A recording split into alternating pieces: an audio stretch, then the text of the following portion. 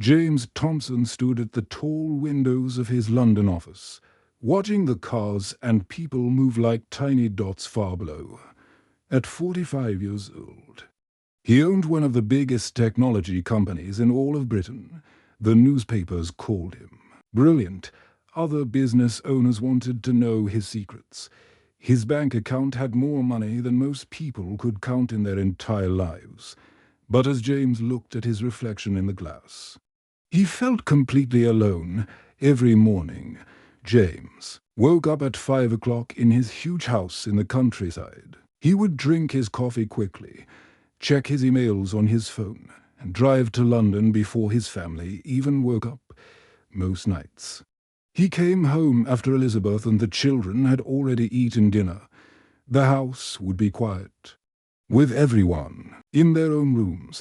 Elizabeth, his wife of 18 years, used to greet him at the door with a smile and a warm hug.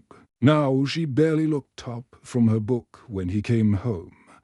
When they did talk, her words felt cold, like she was speaking to a stranger instead of her husband.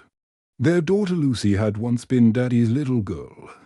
She would wait by the window every evening, watching for his car to come up the long driveway. When she saw him, she would run outside and jump into his arms, telling him about her day at school, her friends, and her dreams.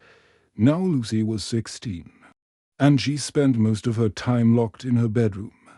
When James tried to talk to her, she would give short answers and go back to looking at her phone.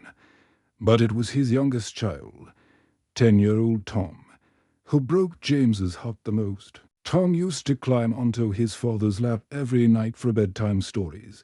The little boy would ask James to read the same books over and over again, and James never got tired of it. Tom would fall asleep in his arms, and James would carry him to bed, feeling like the luckiest father in the world. Now Tom seemed scared of him. When James came home, Tom would quickly finish whatever he was doing and go to his room. At dinner, if James sat down at the table, Tom would eat his food as fast as possible and ask his mother if he could be excused. The little boy once asked 100 questions about everything, now barely spoke when his father was round. James tried to understand what had gone wrong. He had worked day and night to build his company so he could give his family everything they needed. They lived in a beautiful house with a big garden. Lucy went to the best private school in the area. Tom had every toy he could want. They took expensive holidays to places like France and Spain every year. I have given them everything, James thought to himself as he sat at his desk. The best of everything. Why does it feel like they don't want me around anymore? That Tuesday evening, James decided to come home early. He wanted to surprise his family and maybe take them out for dinner. But when he walked into the house, he heard movement upstairs. He climbed the steps and found Elizabeth in their bedroom, folding clothes and putting them into a large suitcase. "Where are you going?" James asked, feeling confused and worried. Elizabeth did not look at him. She continued folding a sweater very carefully. "I am taking the children to stay with my sister Anna for the weekend," she said in a quiet voice. James felt his heart sink. "But why?" "I thought maybe we could spend some time together as a family. I came home early so we could do something fun." Elizabeth stopped folding clothes and finally looked at her husband.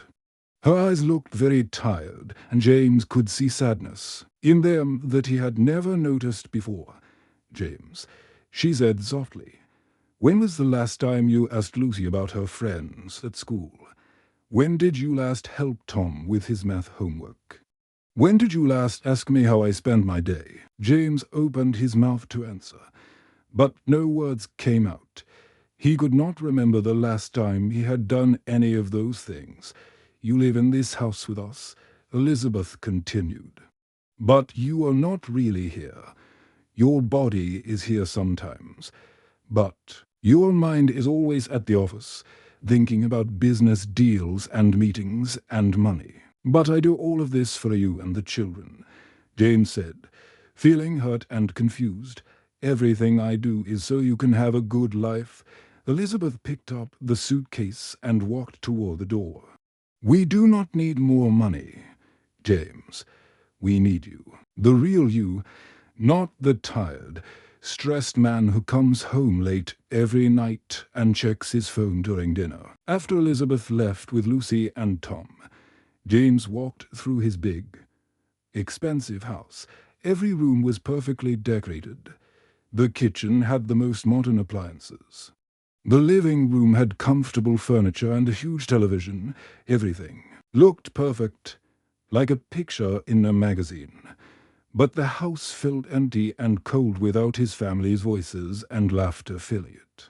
James sat down in his favorite chair and looked round the quiet room. For the first time in years, he had nothing to do, nowhere to go, and no one to talk to.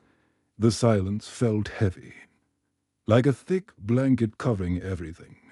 He had spent 20 years building his business, working longer and longer hours, making more and more money. He thought he was being a good husband and father by providing for his family. But now he realized that while he was busy building his fortune, his family had been slipping away from him, one day at a time. Monday morning started exactly like every other morning for James Thompson. He arrived at his London office at 7 o'clock, bought his usual coffee from the shop downstairs, and sat at his big wooden desk. The morning sun came through his windows. As he opened his laptop and began reading through important business papers, James was concentrating on a contract when his mobile phone started ringing. He almost ignored it because he had an important meeting in 30 minutes. But when he saw Elizabeth's name on the screen, something made him answer. "Hello, Elizabeth. Is everything okay?" The sound that came through the phone made James's blood turn cold. Elizabeth was crying so hard she could barely speak. "James," she said between sobs, "you need to come to the hospital right now. Something terrible has happened. It's Tom." James stood up so quickly that his chair fell backward. His heart started beating so fast he thought it might jump out of his chest. "What happened? Is he hurt? Was there an accident?" "He collapsed at school during football practice," Elizabeth said, her voice shaking. "The other children thought he was just tired. But then he would not wake up. The ambulance came and brought him to St. Mary's Hospital. The doctors are running tests right now. But they will not tell me anything yet. I am coming right now," James said, already grabbing his car keys. "Which hospital did you say?" "St. Mary's Hospital on Baker Street. Please hurry." "James, I am so scared." James had never driven so fast in his entire life. He did not care about speed limits or traffic lights. All he could think about was his little boy lying unconscious in a hospital bed during the drive. His mind kept thinking about all the times he had missed Tom's football matches because of work meetings. He thought about all the evenings when Tom had asked him to play games, and James had said he was too busy. When James finally reached the hospital, he ran through the entrance doors and asked the lady at the desk where he could find his family. She directed him to the 3rd floor, and he took the stairs 2 at a time because the lift was too slow. He found Elizabeth and Lucy sitting close together in the waiting room. Lucy was holding her mother's hand tightly, and both of them had red eyes from crying. When Elizabeth saw James, she stood up and fell into his arms. "What did the doctors tell you?" James asked, trying to sound calm even though he felt terrified inside. "They have not told us anything yet," Elizabeth whispered. "They said they need to do more tests. Tom has been unconscious for 3 hours now. What if something really bad is wrong with him?" Lucy looked up at her father with tears in her eyes. "Dad." Tom looked so pale when they brought him in. He was not moving at all. I have never seen him so still and quiet. James sat down between his wife and daughter and put his arms round both of them. For the first time in years, his family needed him more than his business did. He took out his phone and called his secretary. "Cancel all my meetings for today," he said. "Cancel everything for the rest of the week if necessary. I will not be coming back to the office." Hours passed. Very slowly, James, Elizabeth, and Lucy sat together, not talking much, just waiting. Nurses walked by wearing white shoes that squeaked on the clean floors. Other families sat in different corners of the waiting room, all looking worried and scared just like them. Finally, a tall man in a white coat walked toward them. He had kind eyes and grey hair, and his name tag said Dr. Williams, Mr. and Mrs. Thompson. He said in a gentle voice, "I need to talk to you about Tom's condition. Please, let us sit down together." James felt his legs become weak and shaky. "Is it serious, doctor? Is our son going to be okay?" Dr. Williams looked at all three of them before speaking. "Tom has a rare blood condition that affects how his body makes healthy blood cells.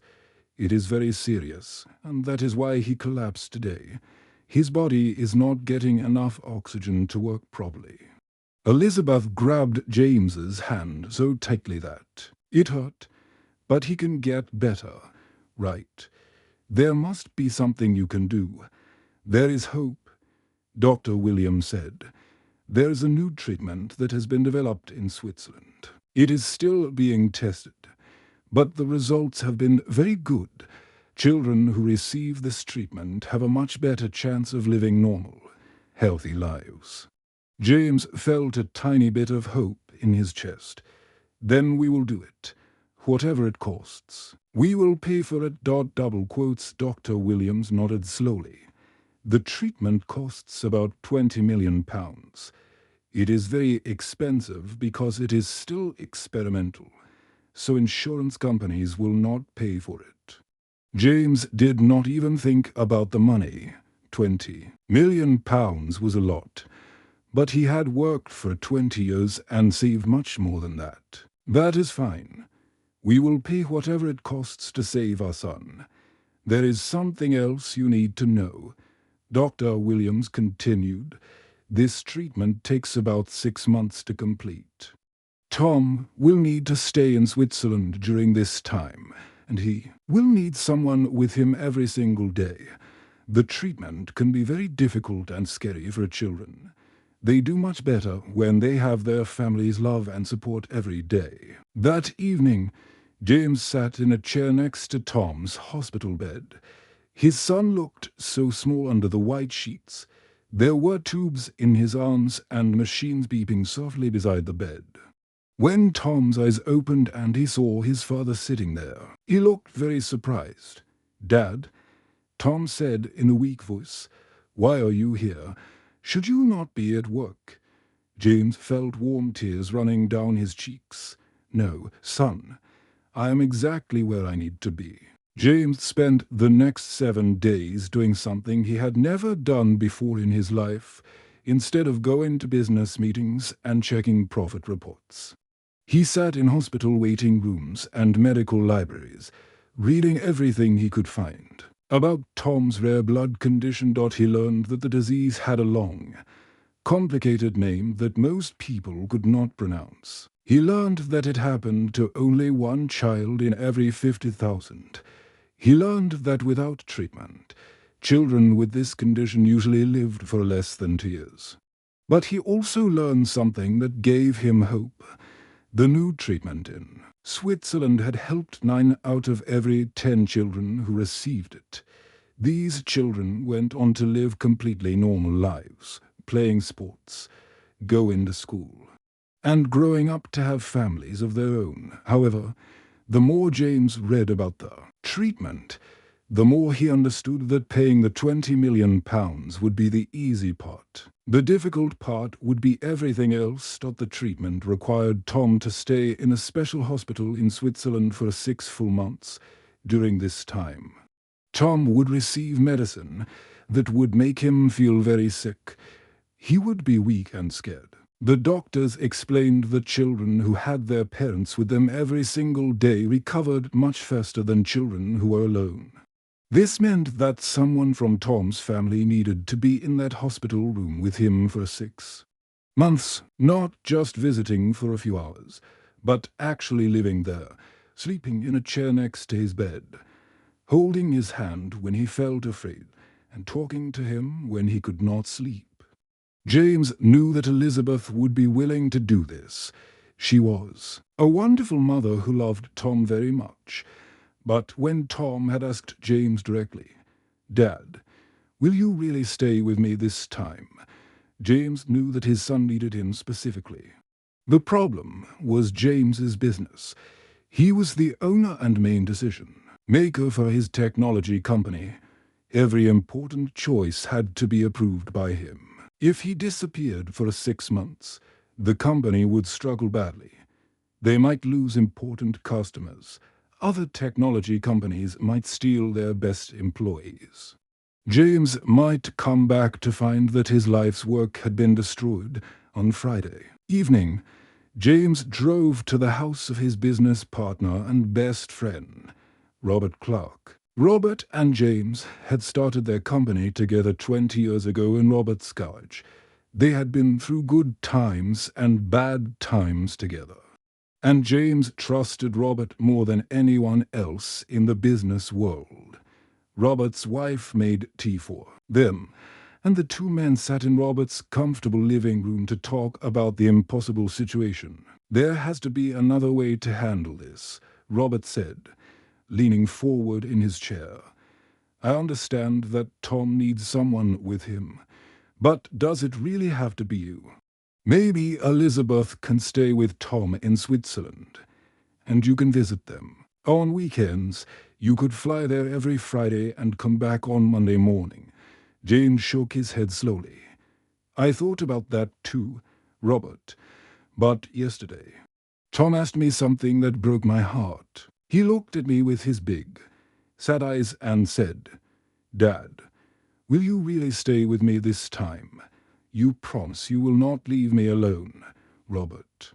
My own 10-year-old son does not believe that I will keep my promises to him." Robert was quiet for a moment, understanding how much pain his friend was feeling. "But James, you have to think about this practically. If you leave the business for 6 months, we could lose everything. You have worked 20 years to build this company. It is worth more than £50 million. You could lose all of that." James sat back in his chair and stared at the ceiling. He thought about all the late nights he had spent at the office. He thought about all the weekends he had worked instead of playing with his children. He thought about all the times he had chosen business meetings over family dinners. Then James said something that shocked Robert so much that he nearly dropped his cup of tea. "What if I sold the company?" Robert stared at his friend like he had gone completely crazy. "Are you mad? Have you lost your mind? This business is your life's work." James looked directly at Robert and spoke in a calm, clear voice. "No, Robert, my family is my life's work. The business was supposed to help me take care of them and give them a good life. But instead, it kept me away from them. It made me miss the most important moments of their lives." Robert could not believe what he was hearing. "You cannot be serious about this, James. You are talking about throwing away everything we have built together." "I am completely serious," James replied. "I will sell everything except what we need for a Tom's treatment and enough money for us to live simply. I will use the money to make sure Tom gets the best medical care possible, and I will use the time to become the father I should have been all along." When James told Elizabeth about his plan that night, she could not speak for several minutes. She sat on their bed, looking at her husband like she was seeing him for the first time. "But James," she finally said, "what about our future? What about Lucy's university fees? She wants to study medicine, and that costs a lot of money. What about our house? What about our savings? James took Elizabeth's hands in his own. We will figure it out together. We will live more simply, but we will live as a real family. We'll have less money, but we will have more time together. Is that not worth more than all the money in the world? The next few months changed James Thompson's life in ways he had never imagined possible. Each day brought new challenges, but also new moments of joy that he had been missing for years. First, James had to sell his technology company. This was not easy because the business was like his baby. He had started it from nothing and watched it grow into one of the most successful companies in Britain. But when the lawyers brought him the papers to sign, James did not hesitate. He signed his name and handed over everything he had worked for during the past 20 years. A large American corporation bought the company for £45 million. It was enough money to pay for Tom's treatment and still have some left over for their family to live on for many years. Next, James sold their beautiful big house in the countryside. The house had 12 rooms, a swimming pool, and a garden so large that it took 2 hours to walk round it. Elizabeth felt sad watching strangers walk through their home, looking at the rooms where their children had grown up. But James found a small cottage near the hospital where Tom would need to receive checkups after his treatment in Switzerland. The cottage had only 4 rooms and a tiny garden, but it felt warm and cozy in a way their big house never had. James also sold his expensive cars. He had owned a red sports car that could drive faster than any car on the highway, and a big black car that his driver used to take him to business meetings. Instead, he bought one simple, reliable car that his whole family could fit in together. He sold his boat, which he had hardly ever used because he was always too busy with work. He sold most of their fancy furniture and expensive paintings. He kept only the things that had real meaning for their family, like the old wooden table where they used to eat breakfast together when the children were small. Elizabeth watched her husband during these weeks, and she could hardly believe what she was seeing. The man who used to check his phone every 5 minutes was now focused completely on their family. The man who used to stay awake at night worrying about business deals was now sleeping peacefully. Bessie. James was changing back into the man she had married 18 years ago. The stressed, always worried businessman was slowly disappearing. In his place was the caring, gentle man who used to bring her flowers for no reason and who used to dance with her in their kitchen while dinner was cooking. When everything was ready, the family traveled to Switzerland together. The hospital there was different from any hospital James had ever seen. It looked more like a hotel, with beautiful views of snow-covered mountains and gardens full of colorful flowers. Tom's room was bright and cheerful, with big windows that let in lots of sunlight. James set up a small bed for himself right next to Tom's hospital bed. He had promised his son that he would never leave him alone, and he meant to keep that promise. The treatment was very difficult for Tom. The medicine made him feel sick too. His stomach almost every day. Sometimes he was so weak that he could barely lift his head from his pillow. His hair began to fall out, and his skin became very pale. But James was there for every single moment. When Tom felt sick from the treatment, James would hold his small hand and tell him funny stories about when he was a little boy, when Tom was scared about what the doctors were going to do next. James would sing the same lullabies he had sung when Tom was a baby and could not fall asleep. "Dad," Tom said one afternoon when he was feeling a little better, "I am really glad you are here with me. I was scared you would get bored and go back to work." James felt his heart fill with both happiness and sadness. "I am glad I am here too, son." I should have been spending time with you like this all along, even when you were not sick. During the school holidays, Lucy came to visit them in Switzerland. She had been worried about her little brother, but she was amazed by what she saw. When she arrived at the hospital, her father was sitting on Tom's bed, helping him put together a colorful puzzle. James was not checking his phone or talking about business.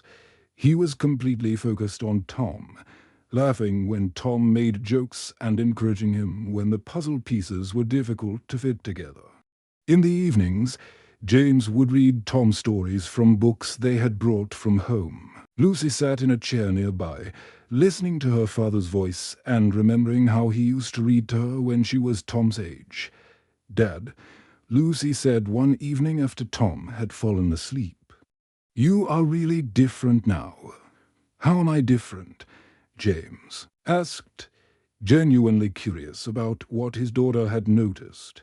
"You are actually here," Lucy said, thinking carefully about her words. "I mean, your body used to be at home with us sometimes, but your mind was always somewhere else. You were always thinking about work or checking your phone or planning your next business meeting.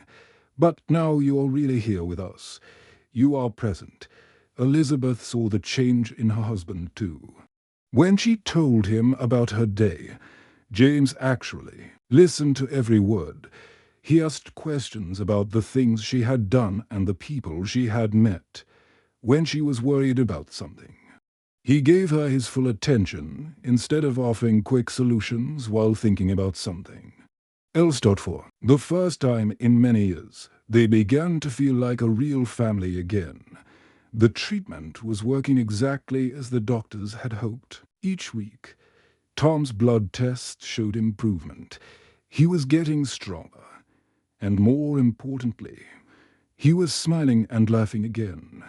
One morning, as James and Tom were taking their daily walk around the hospital garden, Tom said something that made James cry tears of pure happiness. "Dad, I know you really love me now." James stopped walking and hugged his son as tightly as he did. "I always loved you, Tom. I just forgot how to show it properly." 1 year later, James Thompson woke up in his small cottage bedroom and smiled as he heard familiar sounds from the kitchen downstairs. Elizabeth was making breakfast, and he could hear Tom laughing at something funny on the morning television program. Lucy was getting ready for school, and her footsteps moved quickly across the wooden floor above his head.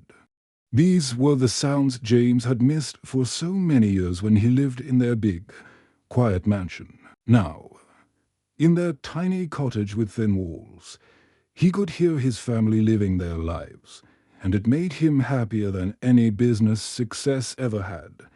Tom was completely healthy now.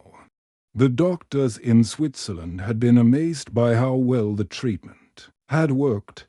Tom's blood tests showed that he was just as healthy as any other 11-year-old boy. The rare disease that had nearly killed him was completely gone from his body.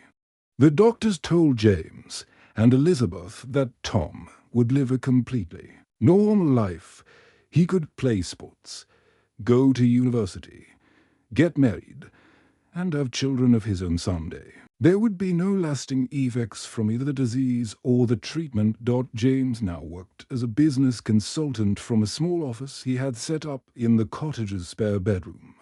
Instead of owning a big company with hundreds of employees, he helped other small business owners solve their problems and grow their companies. He made much less money than he used to earn. In his old life, James made more money in 1 month than he now made in an entire year. But the money he earned was enough for their family's simple life, and more importantly, James was home every single evening to eat dinner with his wife and children. Every morning, James walked Tom to the local primary school before starting his workday. Every afternoon, he was there to pick Tom up and ask him about what he had learned. In the evenings, James helped Tom with his homework and read him stories before bedtime. Just like he used to do when Tom was very small. Elizabeth had found work as a teacher at the same primary school that Tom attended. She taught children who were 6 and 7 years old, and she loved every minute of it. The children adored her because she was patient and kind, and she remembered what it felt like to be their age. Teaching made Elizabeth feel useful and important in a way she had not felt for many years when she lived in their big house with nothing to do all day. She had felt lonely and bored. Now she woke up every morning excited to go to work and help children learn new things. James and Elizabeth had also fallen in love with each other all over again. They talked to each other every day about their hopes, their fears, and their dreams. They took long walks together in the evenings after Tom went to bed on weekends. They worked together in their small garden, planting vegetables and flowers. They remembered why they had chosen to marry each other 18 years ago. They rediscovered the friendship and partnership that had gotten lost somewhere in the middle of James's busy, stressful business life. Lucy was now 17 years old and in her final year of secondary school. She was an excellent student who wanted to study medicine at university so she could become a doctor and help sick children, just like the doctors who had helped Tom at first. Lucy had been worried about university because she knew that medical school was very expensive and her family no longer had millions of pounds in the bank. But James helped her apply for scholarships that were given to students who had excellent grades and who wanted to help other people. "You are smart and hardworking," James told his daughter as they filled out scholarship applications together. "Those qualities are worth much more than money. Any university would be lucky to have a student like you." Lucy was accepted to 3 different universities, and she received enough scholarship money to pay for her entire education. She would be able to become a doctor without her family having to worry about the cost. Tom was back to being a normal, -1-year-old boy in every way. He played football with his friends after school. He laughed at silly jokes and cartoons on television. He collected small toy cars and built complicated structures with his building blocks. Most importantly, Tom ran to the front door every evening when he heard his father's footsteps coming up the path to their cottage. He would jump into James's arms and tell him about everything that had happened during his day at school. On Tom's 11th birthday, the family gathered round their small kitchen table to celebrate. Elizabeth had baked a simple chocolate cake with 11 colorful candles on top. The kitchen was so small that all 4 family members could barely fit around the table at the same time. It was nothing like the expensive birthday parties they used to have in their mansion, with professional entertainers and tables full of costly presents. But as James looked round the table at his wife and children, all of them smiling and laughing together, he knew that this simple celebration was more meaningful than any party they had ever had before. "Make a wish, son," James said as Tom leaned forward to blow out the candles. Tom looked round the table at his mother, his father, and his sister. Then he smiled the biggest smile James had ever seen. "I do not need to wish for anything, Dad," Tom said happily. "I already have everything I want." James felt tears of joy fill his eyes as he looked at his beautiful family. 1 year ago, he had been worth millions of pounds, but he had felt like the poorest, loneliest man in the world. Now, he had very little money in the bank, but he felt like the richest, luckiest man who had ever lived. He had learned the most important lesson of his life. Real wealth is not measured by the money in your bank account. Real wealth is measured by the love you give and receive, the time you spend with people who matter to you, and the precious moments of happiness you share together as a family. The end.